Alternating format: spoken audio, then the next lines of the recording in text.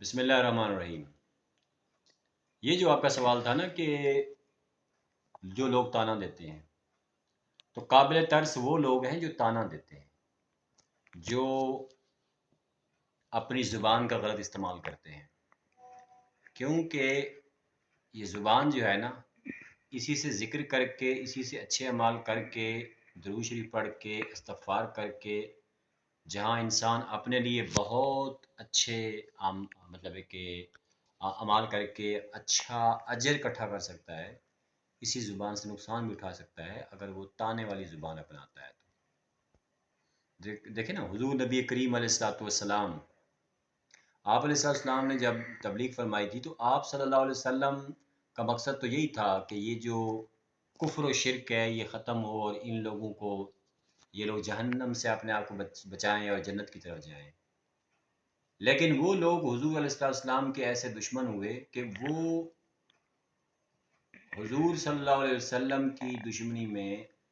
اپنی دنیا آخرت دونوں تباہ کر بیٹھے۔ واقعہ ہے بہت مشہور یہ، جس کا شان نزول بھی ہے سورہ کوثر، کہ حضور نبی کریم علیہ السلام کا جب دوسرا صاحبزادہ وصال پا گیا تو اب یہ وہ موقع تھا یقیناً جس میں حضور صلی اللہ علیہ وسلم کے لیے ایک حکمتاً اللہ کی طرف سے ایک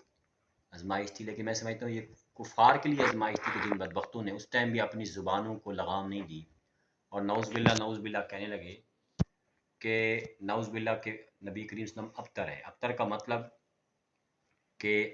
ان کا جو میل آف سپرنگ ہے، یعنی کہ ان کی اولاد نرینہ وہ ختم ہو گئی، لہٰذا جس سے کہ ذکر ہوتا ہے، یعنی کہ وہ سمجھتے تھے کہ ذکر ہی اولاد نرینہ سے ہوتا ہے، تو اب ان کا ایک ذکر خیر جو ہے نعوذ باللہ ختم ہو جائے گا۔ تو اللہ سبحانہ وتعالیٰ نے جواب دیا کفار کے اس طانے کا، اور فرمایا انا اعطیناک الکوثر، بے شک ہم نے آپ کو کوثر عطا کیا۔ کوثر کے دو میننگ ہیں، ایک کوثر کا میننگ یہ ہے کہ اللہ سبحانہ و تعالیٰ نے آپ صلی اللہ علیہ وسلم کو جنت میں جو حوض کوثر عطا فرمایا ہے، اور ایک کوثر سے مراد کثرت، ابنڈنس، الاٹ، یعنی کہ آپ صلی اللہ علیہ وسلم کی امت بکثرت ہوگی، بے شمار ہوگی آپ کے فالوورز۔ اور ایک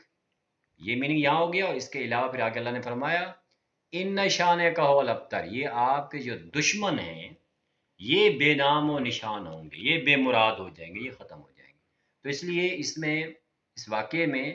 سورہ کوثر کے شان نزول کے واقعے میں سبق ہے ان لوگوں کے لیے کہ کسی کو بھی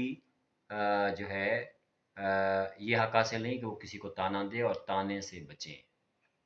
اور جو لوگ تانا جن کو دیا جا رہا ہو وہ صبر کا مظاہرہ کریں، وہ جواب میں تانا نہ دیں، اور جو دینے والے ہیں یہ قابل رحم لوگ ہیں جو کہ اپنی آخرت برباد کر رہے ہوتے ہیں، اپنے اعمال برباد کر رہے ہوتے ہیں، تو لہذا اس طرح کے رویے سے بچنا چاہیے۔ جزاک